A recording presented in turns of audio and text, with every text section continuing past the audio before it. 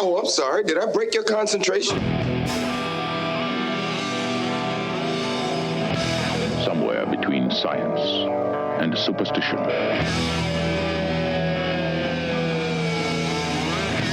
We have such sights to show you.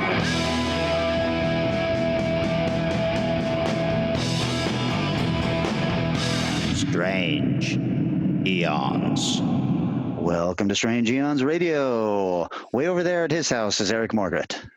Hello. And way over there at her house is Vanessa Williams. Hey, how's it going? I'm Kelly Young. I am also way over here at my house. How's everybody doing, you guys? We're doing. Okay. Yeah, I know. It's a crazy time. It's still crazy, just in case you guys out there living have opened up your beaches and gone back. Here in Washington State, we are all supposed to be staying inside still. Yep, we're still doing that. And it's, we're flattening our curve and socially trying to be a little more responsible. Like, I know, God, it feels like every week is a month that's gone by, but it's like last week I was like still running down to Lake Washington, self-isolating. And now I'm like, I can't even, I don't even feel right doing that. So I had a great moment the other day. So we've got these signs up here, and when this all started, it said, stay inside, stay inside, save lives, limit travel.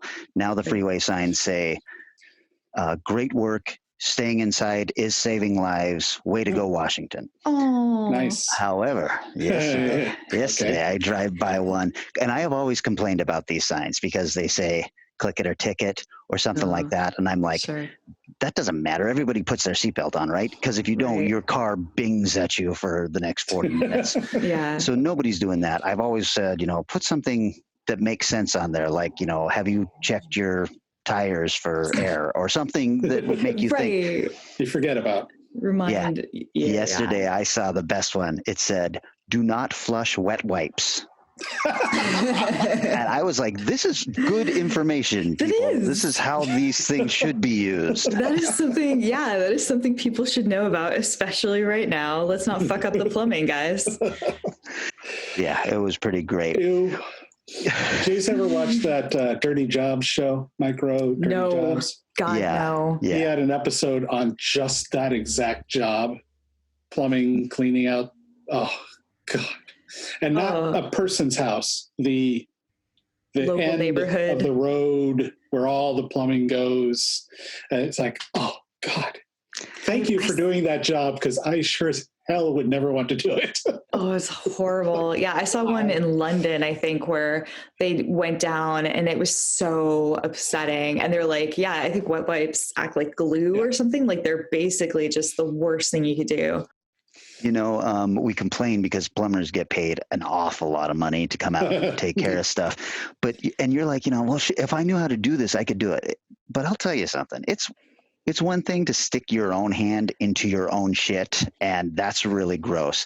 It's another thing to stick your hand into somebody else's shit.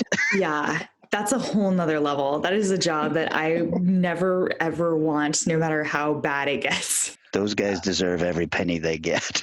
Mm-hmm. I actually had a plumbing, not quite emergency, but issue here the last week where I got a bidet. Oh, that's exciting. One of those, the squatty potty. They now make a bidet. So it's like $30. Like, screw for that. I'll check it out. Super cheap bidet. Yeah. And so I was putting it in. It was going just fine. And then there's the part that goes from the toilet to the wall where the water comes in. Mm-hmm. Well, the pipe there was very old and it broke. Oh, no. I'm like, okay, I had no problem putting this bidet in. I am calling a plumber for this. Right. That's outside water. There's all kinds of stuff. So I appreciate them. Oh my God. Well, now I have to know, is your ass shiny clean from the bidet? Is this something that I should invest in? Because $30 seems like a very doable thing. Doable. I think it's great, man. Doable. We're becoming more and more like Asia. This is kind of neat. We're like wearing masks. We're doing bidets. What have you guys been watching for the last week or so? Ooh. Well, I watched an interesting one. It's 1989 Paganini's Horror. I've never heard of Anytime this. either of you have heard of this. I've heard No. of it, and I've been looking for it. So how did you find it? Screen Factory or one of those guys.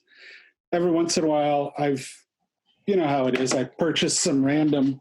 Is there a cat issue? No, I think he's going to pull out there it is. Oh, awesome. I need to borrow that. Well, not like I'll ever see you again, but Paganini's Horror. Actually, a really cool cover. Oh, Yeah, that is a cool cool. cover. I love that. That's the best part of the movie. I thought I heard it was pretty good. However, it is a strangely compelling watch. Mhm. It is not good. It has god-awful bad acting, unbelievably bad staging. There are so many scenes where it's kind of low angle and three people stand around and they just talk to each other, like, do something, move the camera somehow. And they're shooting a music video, and the director's a genius, as they say 10 or 15 times. I see no evidence of this in the video they're working on. And it's a one-person crew. It's him and holding a camera running around. Okay. But the idea of the story is so cool. It's like, okay, I'm still compelled to watch this. It's the idea that it's an all-female rock band in 1989, and they're having a hard time writing their new hit.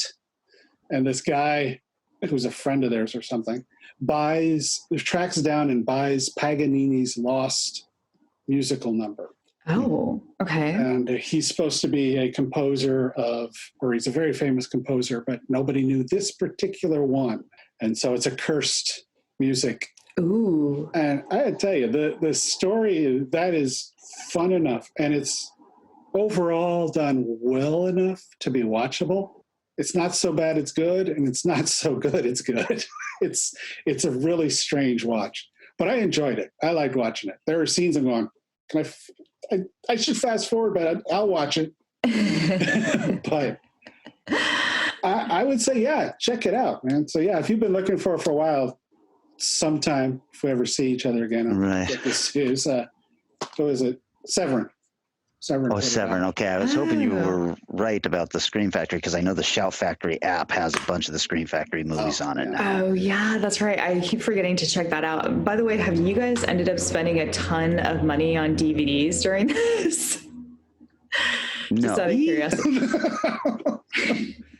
I have not. Have you?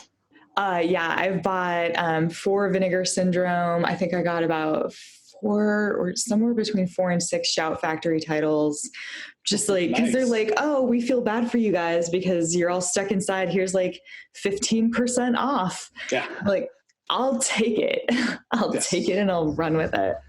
No, I have decided instead of that, I have bought into a couple of the other streaming services, like the. Are you guys familiar with now Night Flight has its own streaming service? Oh, really? And The 80s show?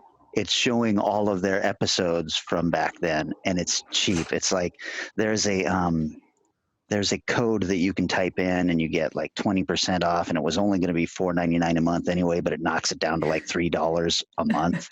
And it's got all of the cool stuff from back then, the documentaries that they were showing all the time. It's a lot of fun. They used to have, before the Power Rangers became a thing here in the States, they had bought the rights to that and then redubbed it and said hilariously violent things and everything. It was this kids show with them fighting, men in suit monsters and stuff like that. And then the things they were saying were just ridiculous about, how, 20,000 people died. It's all right. We didn't know them. Stuff like that. Sort of like a precursor to that show that was huge, like in the early 2000s, the Don't Get Eliminated. MXP or something like that. Yes, it is exactly like that. I can tell Vanessa did not watch this. It's you know how insane Japanese game shows are. Yes. Sometimes. Yeah. It would be that, and it was hosted, these game show were hosted by a couple characters. And then somebody in the US came in and dubbed new words into everything they're saying, and it's funny as hell. It's really I do remember. Okay. I remember one of the announcers was Guy Ledouche. Yes. That's awesome. That's super awesome. There's this chunk of Americana I'm missing because I lived in the UK for 10 years. Right. So that usually stuff like that, I'm like, I just wasn't here, so I have no idea what you're talking about. What did America do? That sounds super fun, actually. What about you, Vanessa? What did you watch this week? Yeah, so I finally went ahead and just tracked down Jumanji: The Next Level. Down. I know. Well, okay, track down in the most affordable way I could deal with it. Because I wanted to buy the Blu-ray double pack of the 2 Jumanji films, but I was like, I don't want to commit to this if the second film sucks. And like, I want to believe the second film is good, but I'm really nervous. So what would you base that being good on? The second film? Yeah, how good the first one was? Yeah. That movie was awful. But The Rock. You thought the first Jumanji film was bad? I thought it was awful, but Really? I mean, I went and saw it in the theater because I'm a rock fanatic, and I thought he was fine, but I thought the movie was bad. I loved it. Oh my gosh. Well, I think I just was so like blown away by Jack Black's performance in it, just like honing in on his inner high school girl. And he did it so beautifully. I was like, I believe 100% this is the situation. And that's insane. It's insane that you pulled that off. So I was very nervous about the second one because it's got Danny DeVito and another famous actor in it playing 2 elderly people. And I was like, I don't want to watch like some slapstick elderly, ooh, I'm old, I don't know what I'm doing film. And I was afraid they took away some of my favorite characters to make room for them. But actually the way they set it up worked really nicely. I thought it was super fun. I was really happy with it. And they've set you up for a third one as well. So I'm guessing if that was profitable enough, we'll get a third Jumanji. Of course. Yeah. I enjoyed the first movie too. For what Thank you. It's like, okay, this is dumb, but It's just fun. So yeah. I had fun with it. I had fun with it. I think maybe my problem with it is I don't understand Kevin Hart. I don't understand his popularity. Right. I don't understand telling a story that's not funny and having an amphitheater full of people just roar uproariously over a somewhat funny story. I just don't get him, and I don't like him, and I don't like his overacting. So that could be a lot of the problem I had with the movie. And I might have the opposite experience where like I saw this movie in Hawaii, the first Jumanji film. My mom and I went a couple years back, and the weather was so bad consistently the entire time. Like we got sick, places were rained out, we couldn't do anything. And I was like, you know what? I came here to see beautiful Hawaii. Let's go see Jumanji so I can watch beautiful Hawaii. And it totally worked out. I think we were the only ones in the theater. So to me, it was like this really wonderful experience. So yeah, and I also I'm not a Kevin Hart fan. I just like, you've never understood his appeal. I don't even really like comedy films, but his character for me was just a lot of fun for them to be dipping in and out of. Like that relationship between the kids and the adults is the thing that really drives it for me. Well, cool. I watched a couple of really cool movies. One of them was Sea Fever, which is available for rent right now. And it is kind of like The Thing on a fishing boat, on a fishing trawler. And it's Irish, and it's about this fishing trawler that goes out on this.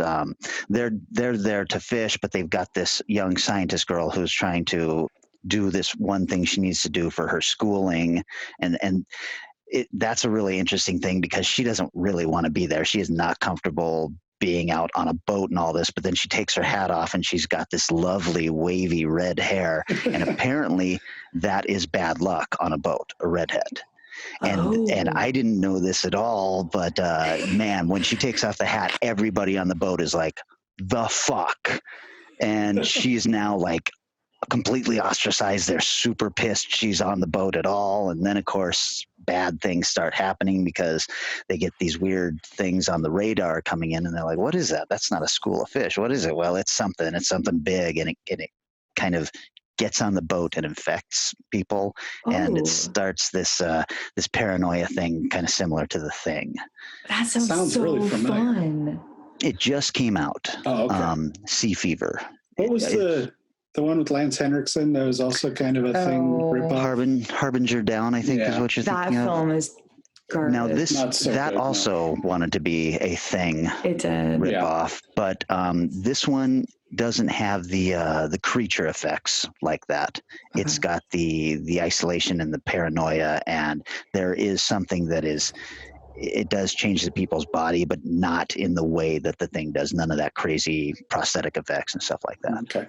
Oh, I watched another one last night. Ooh. Let's see. Not on any altering of substances, and I think that probably was for the best, because I watched, as Kelly recommended, Vivarium. Oh, cool. Oh, what did you think? It's kind of amazing, and it's really goddamn weird, man. It is so, but it's wonderfully weird, and it's really twisted. If you want a nice little movie wrapped up into a bow, this probably is not going to be for you. But if you enjoy the works of, I don't know, Lynch or any of the people that really do surrealist stuff, it's heartily recommended, because it is really bizarre. Wow. It's definitely slow, but fuck, I mean, I found it really unsettling, and there were a couple of scenes that were so creepy that I was just like, oh my God. It's shot very bizarre. It struck me as their exterior stuff, it's like 3D people in a 2D world. Yeah.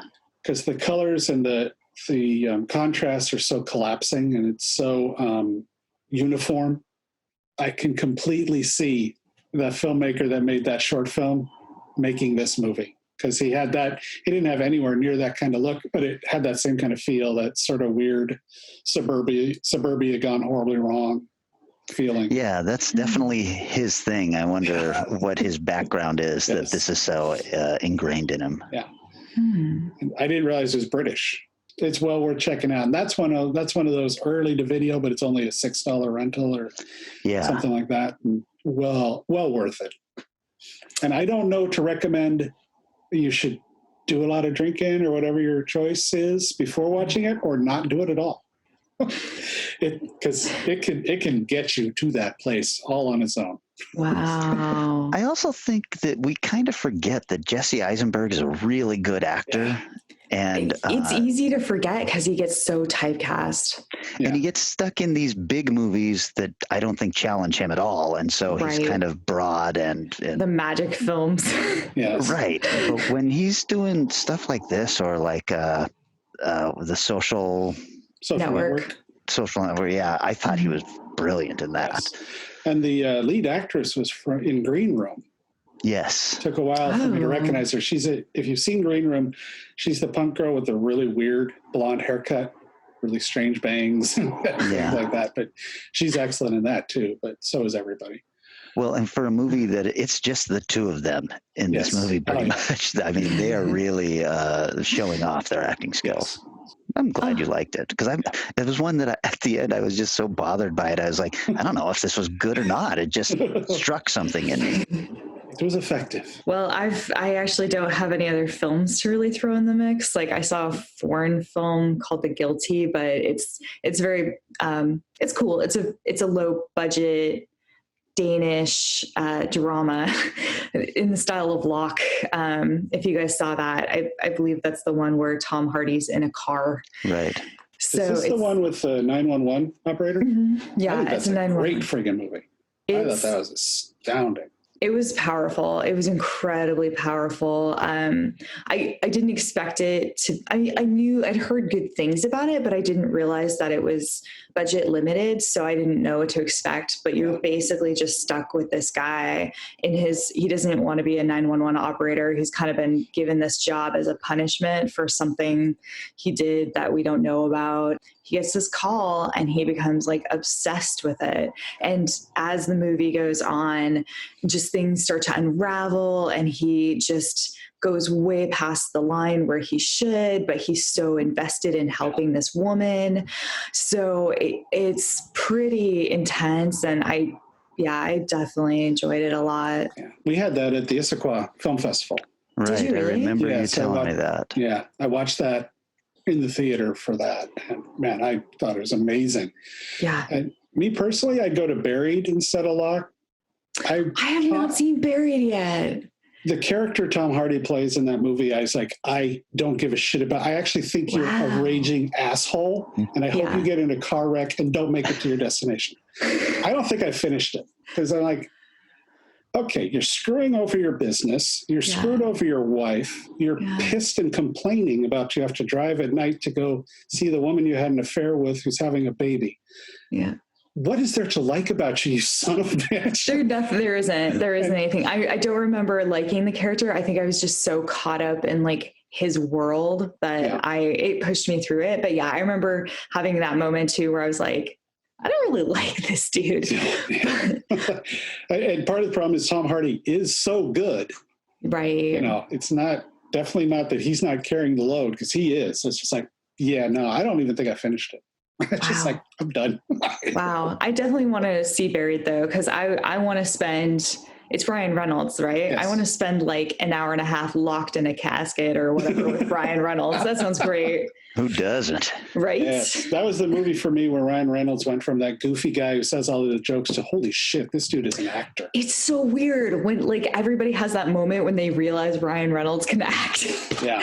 It's like, oh my God. I think mine really was Deadpool because I just completely wrote him off and have since been like digging around trying to find a really good Ryan Reynolds pictures. So sorry, if I seem distracted, and my cat has decided now's his time to get attention from me. So. Well, feel free to bring her up at any time. I miss animal companionship. Walking now, of course, he's walking away going, I did my job. Well, you guys, it'll probably come as no surprise that I watch porno. I know where you're going with this, so yeah, I feel like I have a heads up on this. Porno is the latest Fangoria film. It is available for rent right now, and Fangoria films have a pedigree, and it is not a good pedigree. I mean, until last year with VFW, which I thought was excellent, I could not tell you a good Fangoria film. Right. But Porno is the new one from them, and it is as fun as VFW. Oh, wow. It is so good. It's about these 5 teens who work at a theater. They're employees of a movie theater. And at the end of the night, they can always put on a film, and just the 5 of them sit in the theater and watch this film. Well, Eric, you're going to love this. They find this film canister down in the basement, and they're like, what is this? And so they decide to put that on. And it is basically some kind of weird kind of psychosexual art house film that opens a portal to hell, and they are stuck in the theater trying to deal with these demons that are coming out. This is a great movie with a really bad title, because I imagine most people are going to see a film called Porno and go, not interested, because I was that way. Or if they are interested, go ahead. I'm guessing the content does not live up to the title. The film that they're watching is not a porno. There's no real porno thing going on in this, so it's just a bad title, but a really, really neat movie, and I hope people do give it a chance and get past the title. Yeah, I think I would be like, no thanks, because porn instantly says to me terrible storytelling. So I'd be like, I mean, there's only one place it can go. So This is true if they do it right.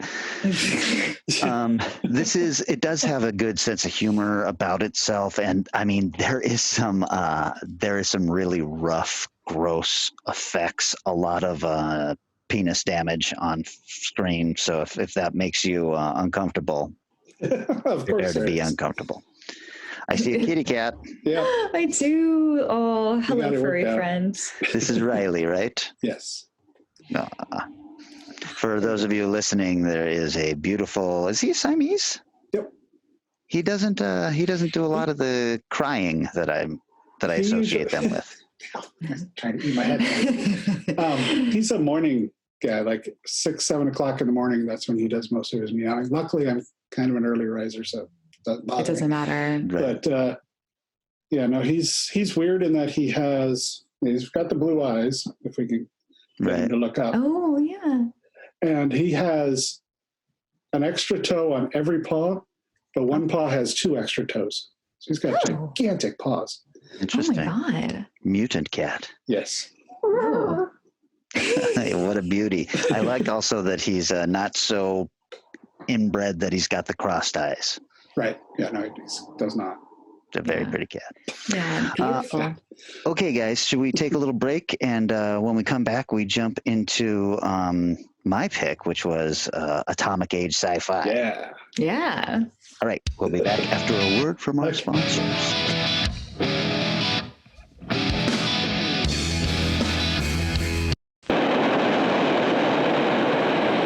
Re-entry from outer space into the ocean. These films show our astronauts in training. They take every kind of punishment, prepare for every kind of emergency. They must be in top physical shape when they face the countdown. And there's a new way to help keep you in shape for the space age. New Post-Count-Off. Post-Count-Off is made with nutritious oats. You can count on it. Post-Count-Off is made in the shape of numbers. You can count on it. And look, you get this great space map free with just 2 count-off box tops, packed with facts on space stations, spaceships, satellites, landings on the moon. It's free with just 2 post-count-off box tops. Start your day a little bit better with new post-count-off. 3, 2, 1. You can count on it.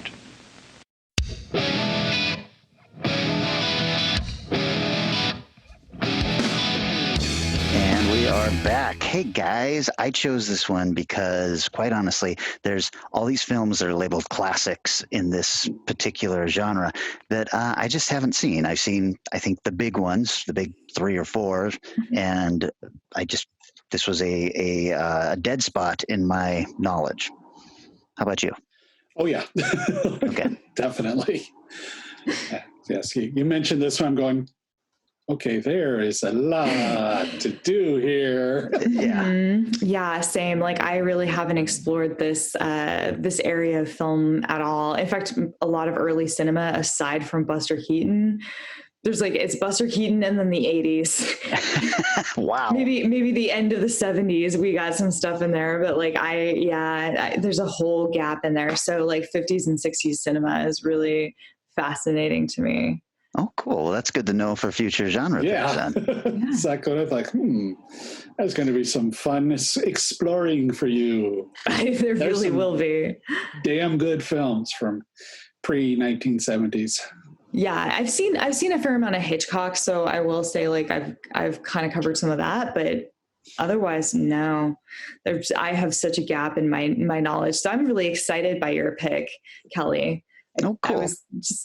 I was a little intimidated by it, but excited. Well, even I was when I started doing research. I was like, all of these titles sound kind of the same. I don't know if any of them are good or not.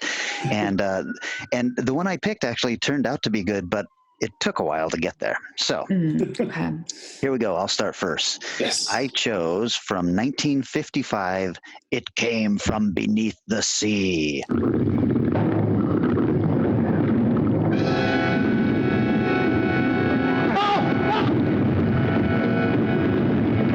A tidal wave of terror engulfs the screen as a raging monster from the dawn of creation attacks the world of man. gentlemen, is your villain. It would take an enormous number of those to disable a Navy submarine. Or just one of enormous size, Mr. Chase.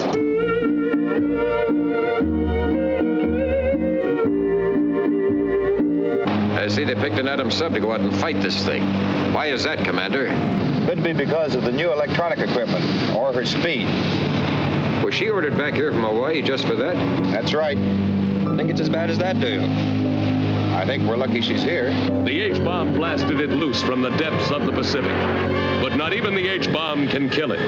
Unknown object coming this way. Entering minefield. Stand by, number 38, mine. Fire! Go up. Ready, number 12, south. Fire! Coming on through. That's the end of our first line of defense, Miss Joyce. Then the red alert.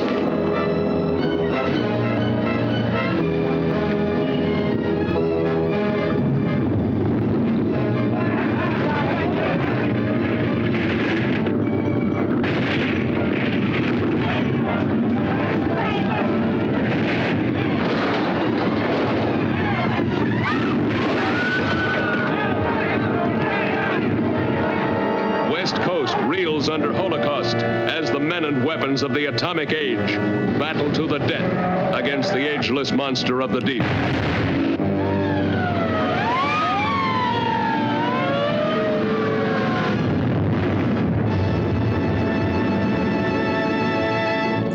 I love the poster for this movie. It's crazy. It's crazy. And this movie is kind of crazy. It had a budget of $150,000 in 1955 and a box office of $1.7 million. You know, that's not too shabby. No, that's not. Yeah. Especially considering the critics have it on Rotten Tomatoes at 63% and the audience only has it at 39%. Ooh, ouch. It was directed by Robert Gordon, who has 26 credits, mostly television. But he was also an actor, and his first film role as a 13-year-old kid was in The Jazz Singer, the first talkie. Whoa. Jeez. Oh my Yeah. gosh. I thought that was really interesting. It was written by George Worthing Yates, who has 30 credits, and most of them are these kind of movies. So he did Them, Earth versus the Flying Saucers, Space Master X7, something called Frankenstein 1970. He did Attack of the Puppet People, War of the Colossal Beast. I mean, this was just a writer for this time. It stars Kenneth Tubby, who has 221 credits, and among them are the original The Thing from Another World, Airplane, Inner Space, and then Faith Domergue, who has 50 plus credits, and she's got some really cool ones like This Island Earth and Voyage to the Prehistoric Planet.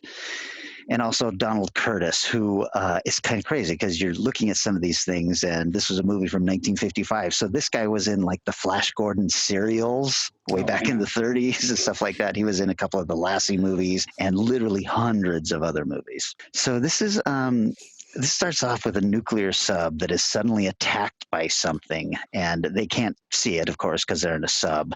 But they got something pinging on the radar, and then the sub was suddenly, shaking around, shaky camera footage and all this stuff. And when they finally are able to surface, they find that stuck in the propellers of the sub is something kind of gross and gelatinous. And for some reason, they decide to also what's the word I'm looking for? Joe Sherlock, what's the word I'm looking for? Sonar? They detect radiation on the whole of the so they get in the Geiger counter. Yeah. Oh, okay. And it starts going crazy, and they're like, wow, whatever attacked us was radioactive. So now, you guys, that's a kind of lackluster beginning. But wait, there's more of that, like 40 more minutes of research as they try to figure out what was attacking them and all this stuff. They do discover at some point that they are dealing with a giant squid that has been disturbed and mutated by nuclear testing.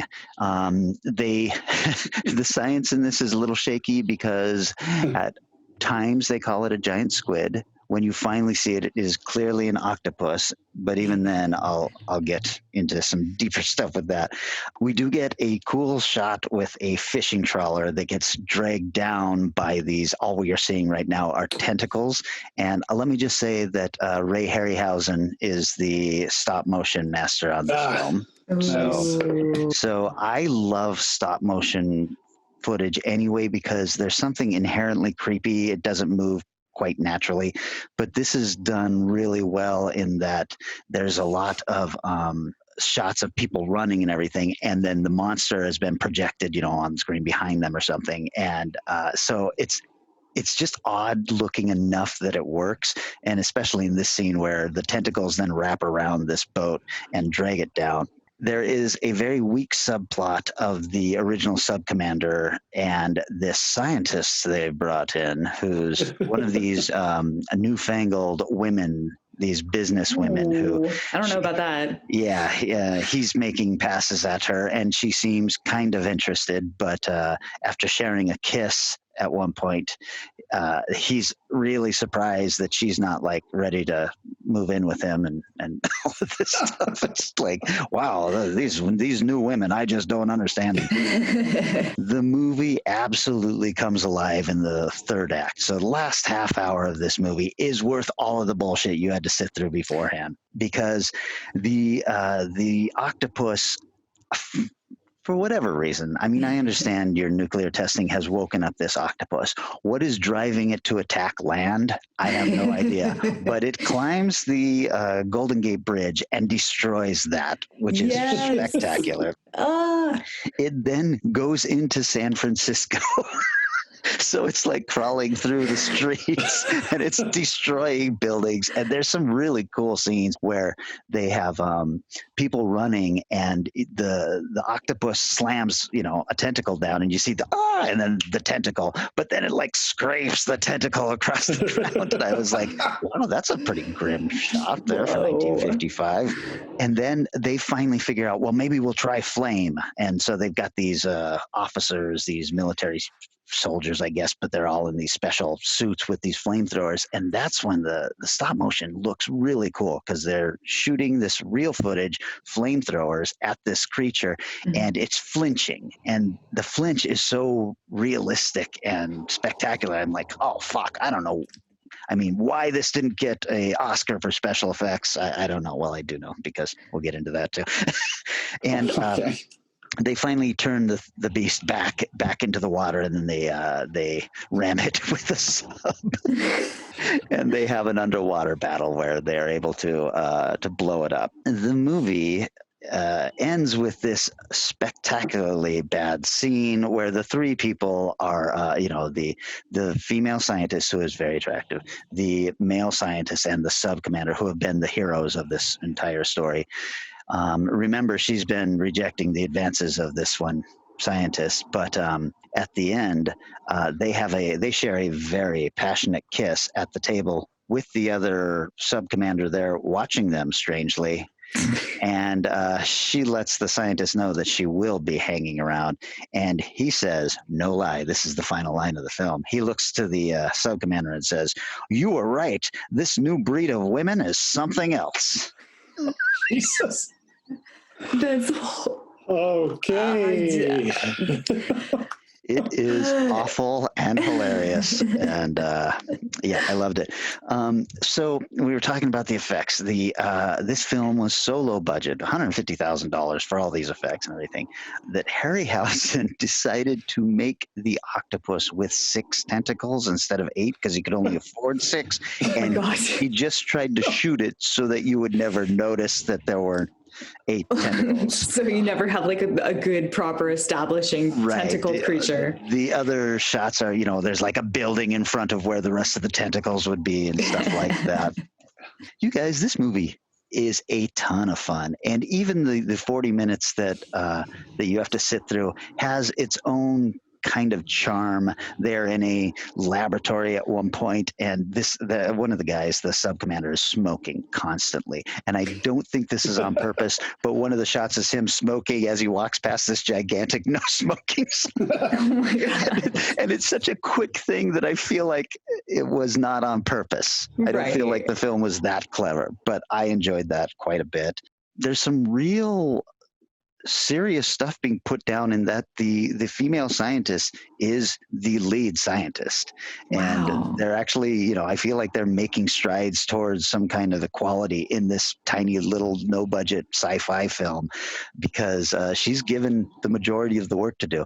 Now that's all thrown away where at one point this guy's on the Golden Gate Bridge, the guy that she is actually starting to fall for, he's doing something, and she runs like she's going to do something, but the sub commander grabs her, throws her in the arms of like a military police officer, and he jumps in the car to rescue the buddy. So there's some stuff like that's kind of misguided, but overall I was really impressed with the way they treated their lead female, and I thought, this is a step in the right direction, especially considering it was 1955. Yeah, absolutely. Fucking loved it, and I'm so glad that we did this, because I was just like, well, it came from beneath the sea. When you think about that title, even you're like, what does that mean? It came from beneath the sea. What's beneath the sea? I mean, that's just the ground again, right? Rocks, molten lava. So the whole thing is just silly and everything, but by the end of it, in fact, I texted you guys by the end of it, and I was just like, I just found the most bonkers movie, and this is my pick. I loved it. Who's next? I think I should follow up, because man, are there a lot of similarities between our two films. Oh, is that all right? Work for you, Vanessa? Cool. Yeah. Okay, so my pick is Beast from 20,000 Fathoms.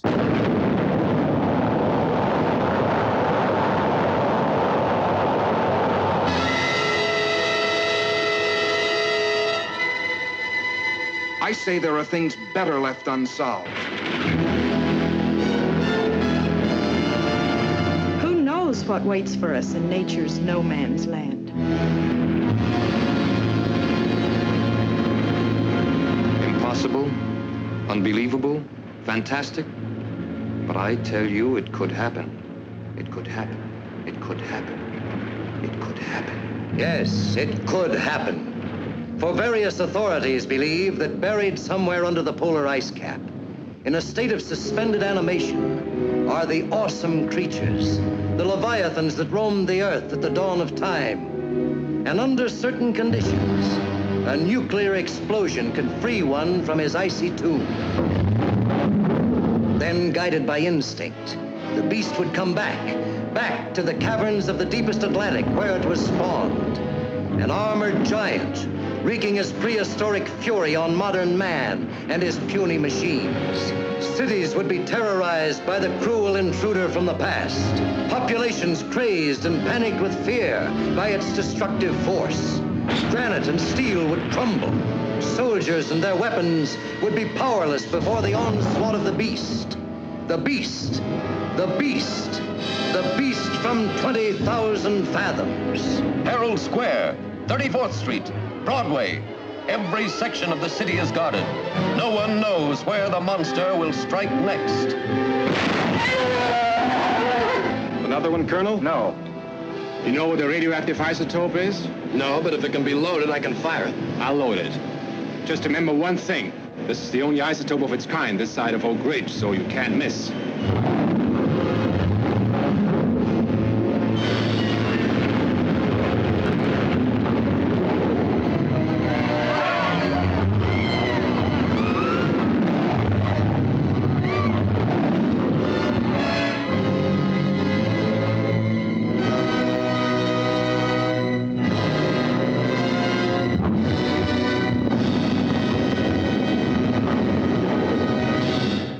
Mm-hmm.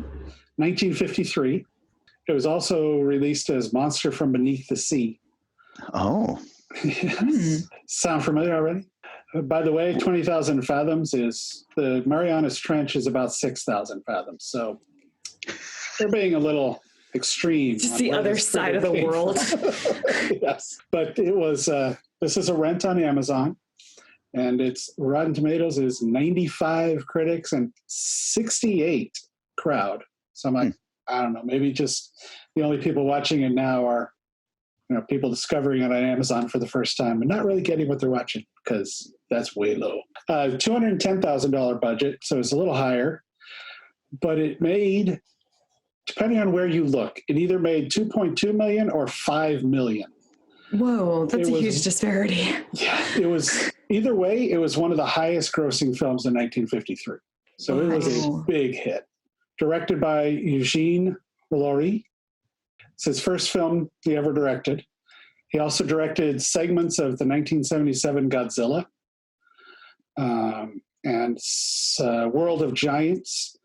His main job, though, was art director. He did Kung Fu, Battle of the Bulge, and 57 other films that he was art director on, which is probably why this film looks pretty cool. And he did some effects for the film. Written 77 Godzilla, that must have been like Smog Monster or something. He must have done like extra footage on top of the Japanese film or something like that. Okay. Yeah.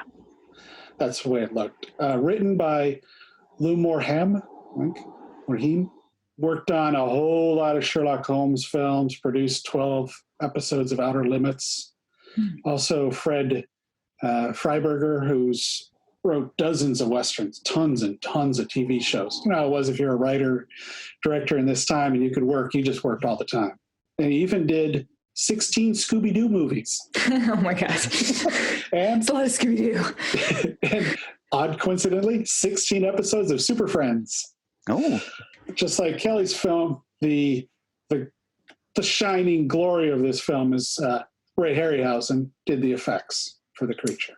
Nice. Oh, interesting. And it's also loosely based on a story called The Fog by Ray Bradbury. Very, very loosely. Okay. There's a scene in the movie where the sea creature comes out, the creature comes out of the sea and attacks a lighthouse. That's basically the Ray Bradbury connection. Right. Starring Paul Hubschmid. He's a Swiss actor, mainly known for a lot of Swiss TV, and you can tell he's fighting his accent through the film. It's not bad and it's not distracting because he's pretty good, but every once in a while I go, what is that accent? And Paula Raymond, who's in Blood of Dracula's Castle and 3 decades worth of television. Wow. She is the same character you're describing in your film, in this one, where she is the smart female scientist. Although there is less sexism in this one. She runs into some of it from her boss kind of being the scientist everybody trusts. In reality, she's the one that figures all the shit out. So she has to tell other people before they believe them.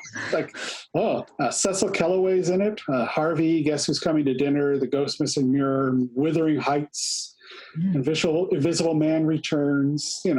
He did a little thing. And the man who's involved deeply in the final moment of the film, Lee Van Cleef. Really? Yeah. Shows up. Geez, he must have been very young and he was. Without mustache or something. I think he had some facial hair, but he was a young soldier who was involved in the final battle. Intricately involved. It was a very important part. And the man who caused Michael J. Fox to put the J in his name, Michael Fox, who's known for the Dunwich Horror, is probably the thing we know him the most for. This begins, actually, I'd say it's from description, from beginning to end, this probably is a more solid film, because it begins very interesting. It's very much, they're exploring the Arctic, and they're going to set off a nuke, of course, Atomic Age, to find out what happens. So they set the bomb off, and the footage of the bomb going off is oddly disturbing. The mushroom cloud has this weird dripping imageries into it, and stuff's going, this looks horrifying. It's like, holy shit. And of course, when the Swiss scientist goes off to see what happened and sees, is that a dinosaur? And he's knocked out and gets taken back to a hospital where he tries to tell everybody what he saw. You've probably seen this. Hey, there's the bird.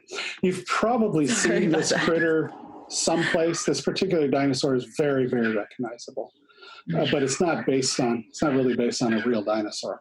Do you want me to try and see if I can take care of this for a second? Oh, that sounds ominous. No, I don't think it's too big of a deal. Oh, okay, as long as you're cool with it. That screaming thing that some birds do. Yeah, no, he just likes to do tunes and stuff. Nice. Does he take suggestions?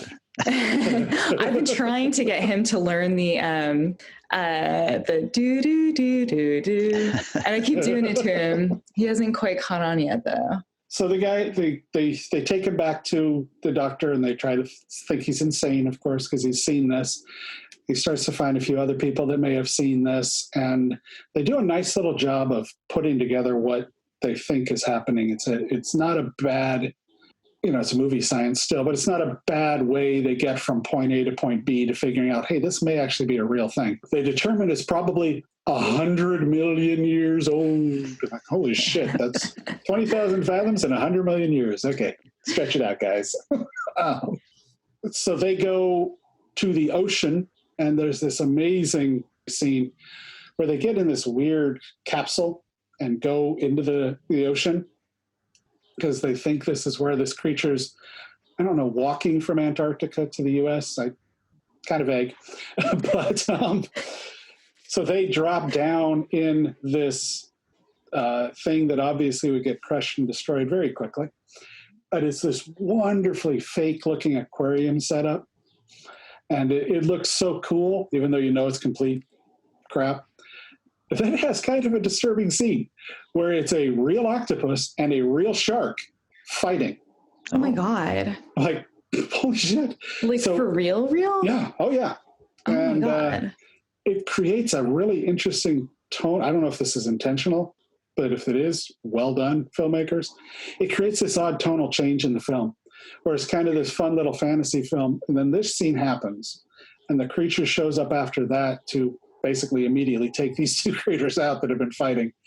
And it becomes a much more serious feeling. The film feels a lot more serious about the problem from that point on. Wow. So it's very interesting. Eventually, then there's the scene with the thing, and eventually the critter shows up. This is not a plot-driven film. I'm not giving away things that if you don't see these things coming, you have never watched a giant monster movie ever. So the creature eventually ends up it might even be San Francisco. And it's really violent. There's a part where he grabs a cop, kind of throws him in the air and catches him and eats him, which I guess was cut from the original segment, but was put back in later on. He was kind of a dumb cop, though. He walks up to this critter in the middle of the street as it's walking down, pulls out his sidearm and starts shooting it. Like, great work by Harryhausen in this, the crushing of cars and things like that. Let's see. I could talk about this movie a lot. I really like this one, so I'll try to curtail myself a little bit. The final segment, though, the final scene, which is one of the more famous scenes from this film, is the battle. The creature ends up in the middle of a giant roller coaster. And it's a combination of real-life footage and Ray Harryhausen created images. And I wouldn't say it blends perfectly, but it works. They have to use the roller coaster in the battle. It's really a clever scene and so much fun to watch. So let's do some trivia, though, because it's fun. They originally had plans to have the creatures shoot flames, but that was knocked out largely because of budget restrictions, of course. But they used it in some of the poster. If some poster images have the creature breathing flame, but hey, whatever. No one will realize. And this is cited as a major influence for Godzilla. Yeah. Which was made about this, shortly after this film came out. And you can see that. There's you can see where it definitely led to that. Part of what led to getting made was the 52 re-release of King Kong was so successful that they're like, hey, let's try another giant creature film. As you can tell, I thought this was a fabulous film and definitely worth checking out. So enjoy. Cool. Yeah, actually, it's funny, Eric, because once you start describing it and right at the end there, I've seen like most of this movie. It was on Svengoolie. Do you guys know the horror host Svengoolie? Yeah, I think it was last month or the month before he did this. So I know that roller coaster scene you're talking about, and yeah, it's really fun. Yeah. There's a lot of phenomenal stuff in there, and it does really feel very Godzilla-esque. Well, would you like to go? Well, I guess I can. Anybody else? Yeah. Well, there's nobody else left except for possibly the birds. So we'll see if I can like compete with him for this one. So it's so funny, the things you guys are mentioning in your sci-fi Atomic Age picks, because there's a lot of that in mine as well. It's crazy. So mine's a little bit earlier. It's 1951, and the film is When Worlds Collide. When Worlds Collide. Written in the stars is a message of doom for this, our world. And now, in the most shattering experience the screen has ever given you, Paramount tells what could happen within your lifetime when worlds collide. An astronomer checks and double-checks his horrifying discovery.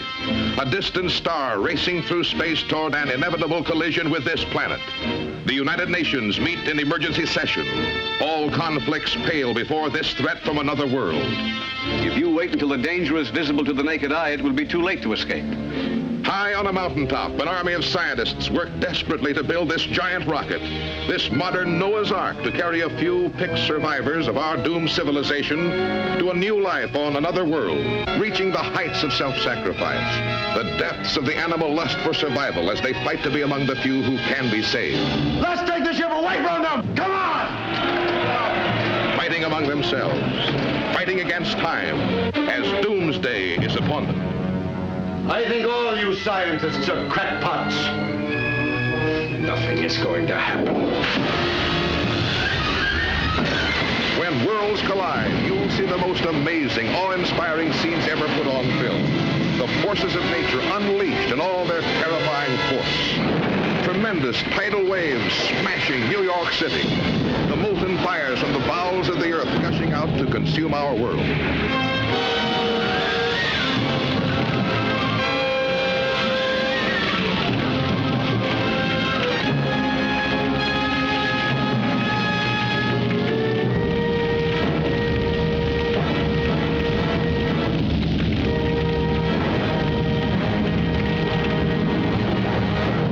Now, this I got also as an Amazon rental. I originally came across this film because, as you guys know, I love disaster movies.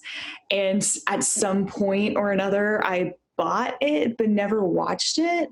So I have like a UK version of it on DVD floating around, but the copy was really bad. So I went ahead and just did the Amazon rental. This is also considered a low budget film of $936,000, which compared to yours, it does not sound like anything. What year was that again? 51. Okay, wow. Jeez. Yeah, and it was considered a low budget, and it made back 1.6 million. So, you know, it seemed to do well enough. Like, I don't think anybody saw it as like a failure. Yeah. It got 78% critics on Rotten Tomatoes, 64% audience. It's an interesting film. Here's a couple of taglines for it. Romance, exclamation mark. Thrills, exclamation mark. Adventure, exclamation mark. Like this, it's very, I mean, there's just this era where they were like, this is what you're in for. These are the things you are going to see that we are making sure we cross off our list. It's an American Technicolor sci-fi disaster film, is how it is described on IMDb. The basic plot is a new star and planet hurtle towards a doomed Earth. A small group of scientists, engineers, and builders frantically work to complete the rocket, which will take them to their new home.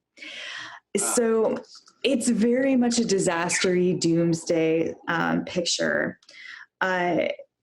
it's produced. I actually wrote down a lot more about the producer than the director, and there's kind of a specific reason for that. So it's produced by George Powell. Yeah.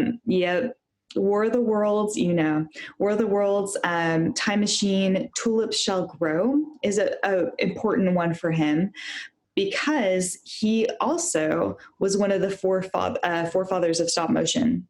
So he actually invented something called a puppetoon film. I don't fully understand how it's different specifically than like stop motion, but he was just very into animation and just moving things through very early special effects. That was kind of a little bit of his background. He signed on to this film after Destination Moon. Originally, it was actually supposed to be directed by Cecil B. DeMille when it was in 1932, when it was a serialized story in the Blue Book magazine. I know nothing of old timey things, so I'm sorry, guys. This is like, I'm trying to figure it out. Like, are these people important? I don't know. Are they famous? I can't tell. All the titles sound the same for like decades. Like When the Sunrise Happened. Ooh, I don't know. This is a good movie. Did anybody go and see it? So he was actually originally an Austrian architect who couldn't get any work doing architecture, so he became a lobby poster artist, and then somehow segued that into stop motion animation. He impressed a guy over at Paramount, Barney Billiban, who I think just saw one of his like cigarette commercials, and he was like, "Come on down to Paramount, son." And then Frank Freeman, who is the president of Paramount at the time, was like, no, I am so impressed with this guy. I'm giving him his own studio and a staff of 25. What? Yeah. I know. I don't understand this period of time. Like, it's so weird, but okay, it's fine. So, one of the, like I said, he really specialized in special effects. That was a big thing for him. And he has a weird trademark where he puts Woody the Woodpecker in all of his films. And it's because he was friends with Walter Lons, as well as Walt Disney. It was his like, hey buddy, we like get drinks all the time. Why don't I put your animation into every single one of my films for no reason? So it's like little hidden Easter eggs. The director, the rest of the people aren't that important. And the reason why is because he promised he could make this movie for under 1 million. And the first thing to go was talent. Oh.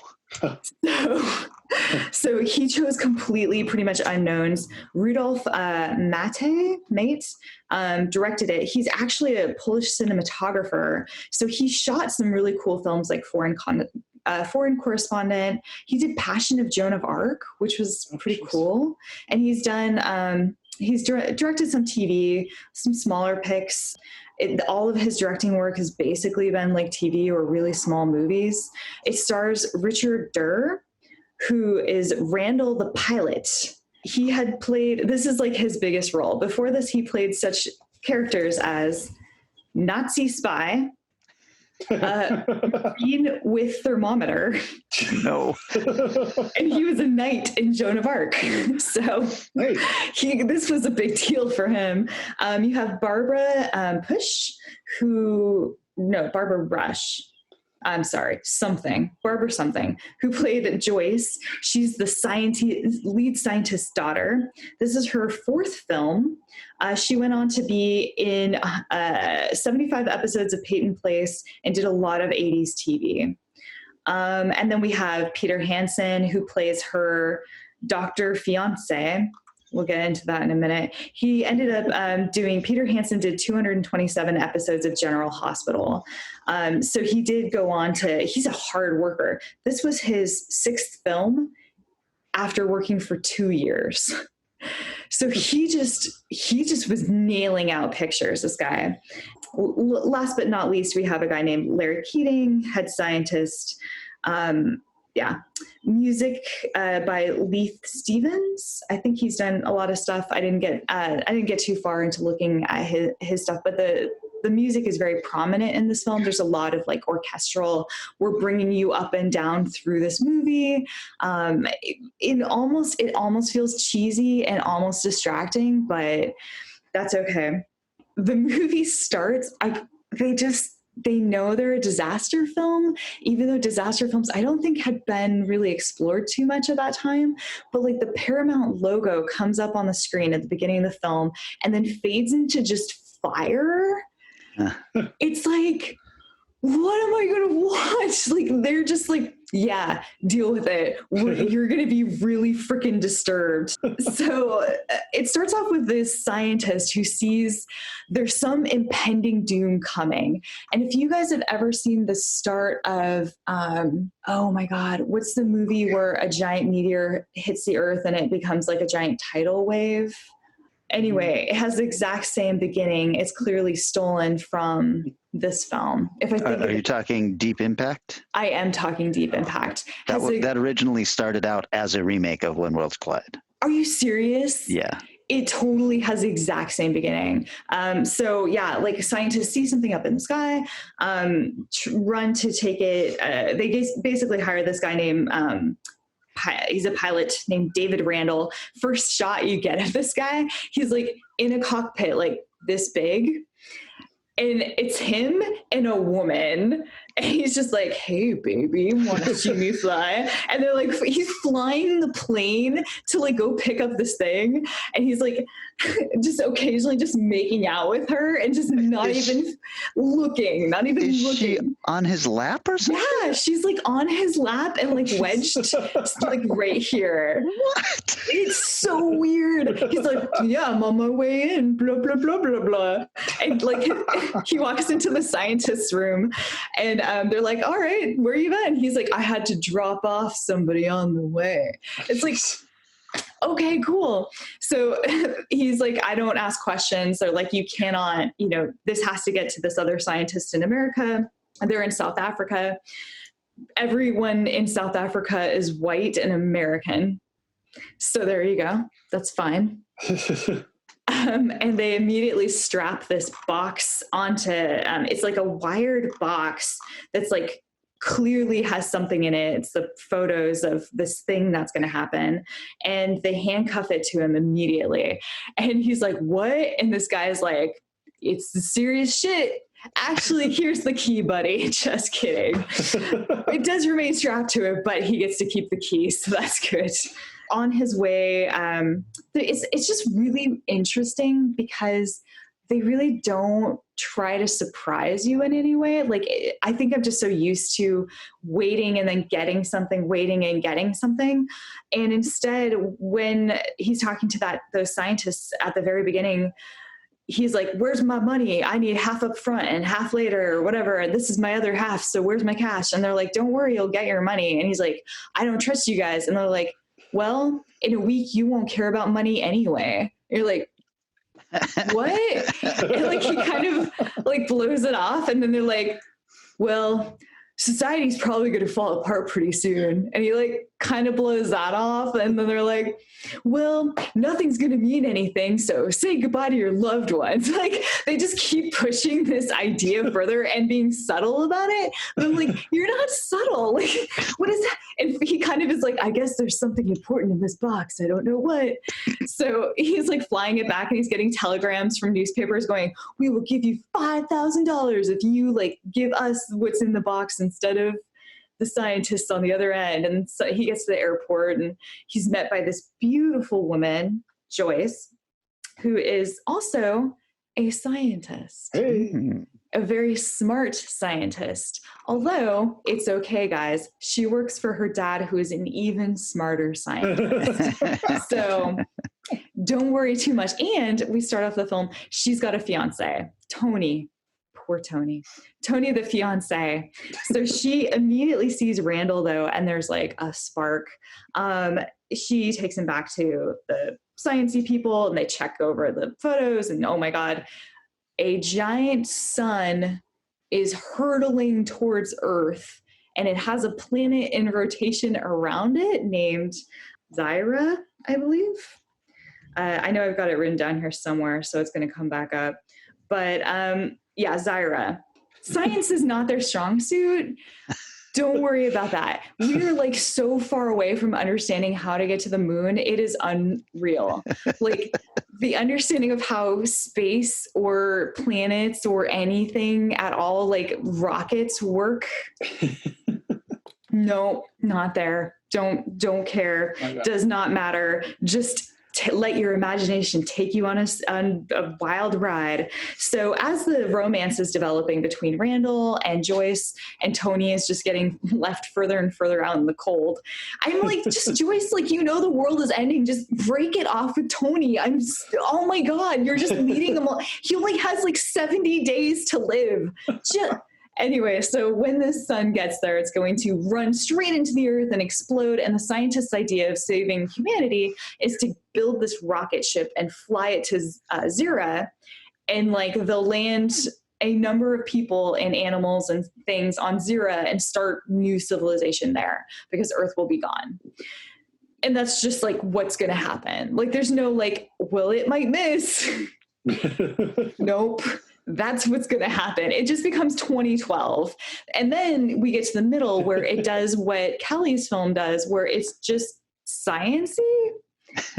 It's just like boring science-y stuff. Like they get 600 engineers, scientists, whatever, and they all go out to like build this ship.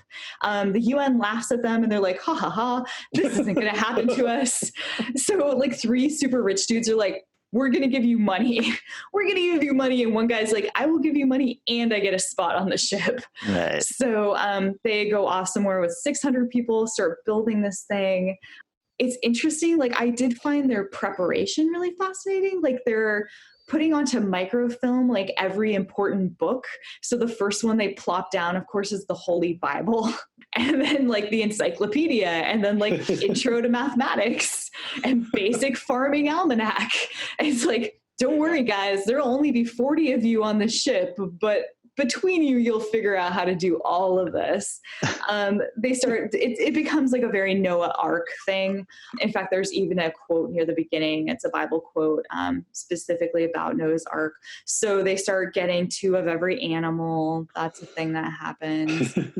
But they're also really weird. Like we only have so much space on this ship and only so much gas to get to Zyra, to land, to survive. So we cannot have beyond this weight limit, except we found a random child. Like we helped him escape like flooded New York in a helicopter, and we're just going to take him for no reason.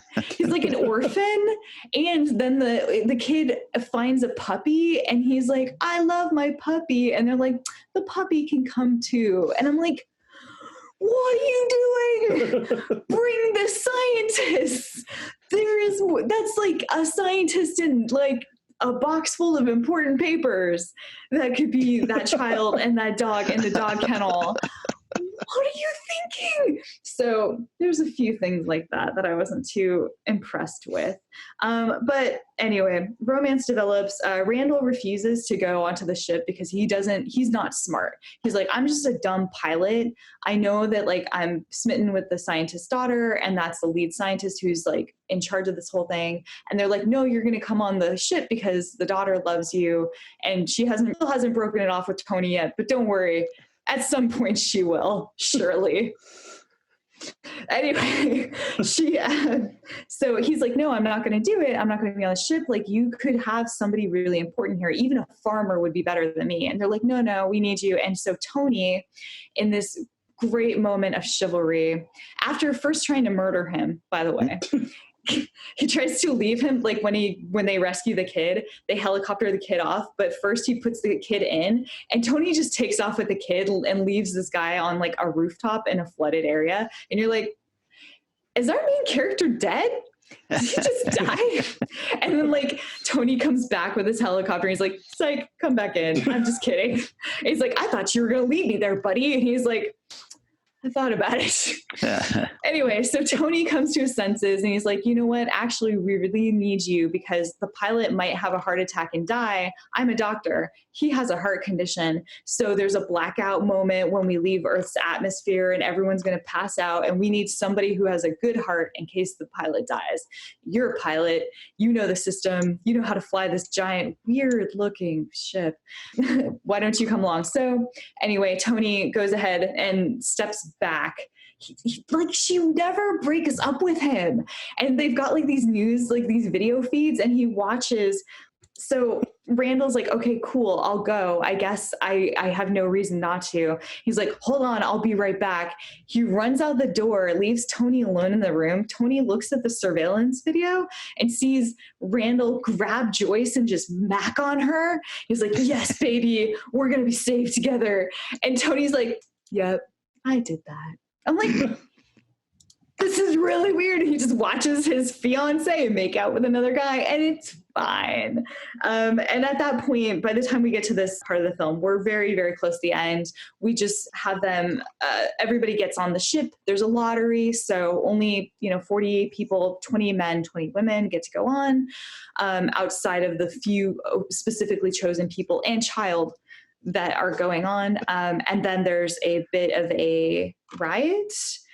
So they have to leave very quickly because everyone who didn't get chosen for the lottery freaks the hell out and grabs guns and runs after them to like take their spots or murder them. I don't know. I don't know what their main end goal is. The ship takes off and gets to Zyra under very odd circumstances. It's like, they don't know. Okay. So like there's a slope and it like shoots off kind of like a roller coaster. So they're going to start a little bit low and then shoot up with like some rockets attached to basically a plane, like a fancy 60s looking plane. And it's going to like get into the atmosphere and then kind of get towards Zyra. And then the gravity is going to allow it to become a plane again, where it'll just be an airplane and then they'll just land the plane. No landing gear. I don't know why they didn't do that, but that's fine. Zyra, they don't know what's there. They cannot see it. They have no idea what's going to be on this planet, but luckily for them, it's fine.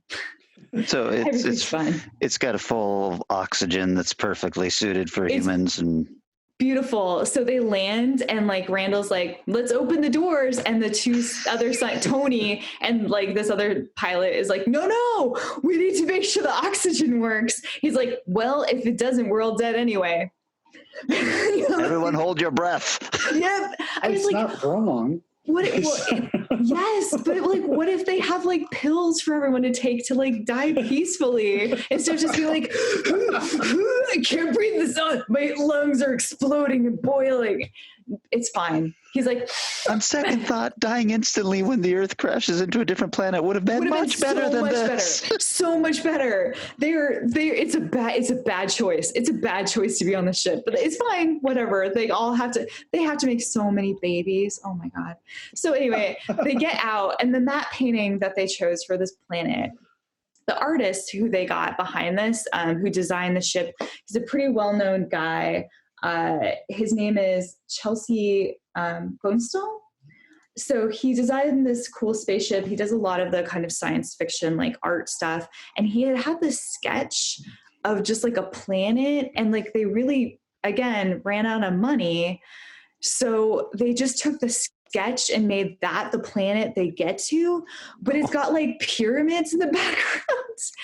And they land on ice. And when they get out, it's like water and lush trees and like a beautiful sunscape. And it's an alien planet. You can tell because all the trees are pink. Well, that would do it. Yeah. So it's, I would say it's actually a super fun film. It feels very disaster film. It does have those same weird things you guys were pointing out, female scientists, but don't worry, she's got a fiance, she's got a dad, and she'll be through the whole film and she will be one of the smartest people there, but she won't talk too much and she won't be in charge of anything too important. So don't worry about it.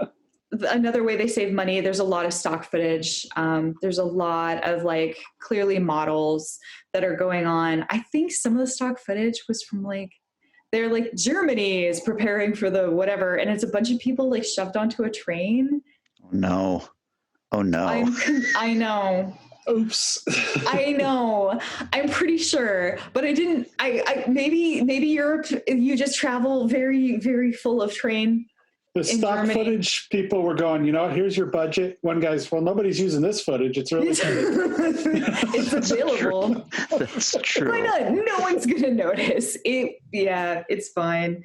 Yeah. So it has the positives I really liked about this film is I feel like the disaster bits are great. There's some really good speeches in here.